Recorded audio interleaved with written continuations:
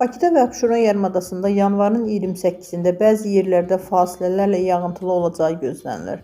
Sferas xəbər verir ki, bu barədə Milli Hidrometeorologiya Xidməti məlumat yayıb. Bildirilib ki, sabah mülayim cənub-şərq küləyi əsəcək. Havanın temperaturu gecə 2-4, gündüz 5-9 dərəcə isti olacaq.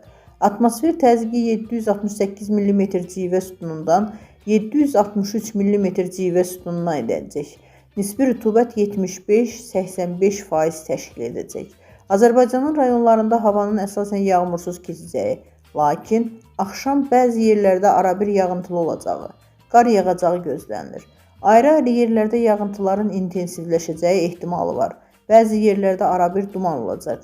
Qərb küləyi bəzi dağlıq və dağətəyi rayonlarda arabir güclənəcək. Havanın temperaturu gecə 1 dərəcə şaxtadan 4 dərəcəyə də isti. Gündüz 5-9 dərəcə isti.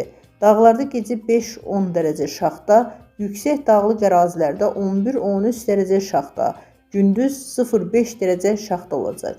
Gecə və səhər bəzi dağlıq rayonlarda yolların buz bağlayacağı ehtimal olunur.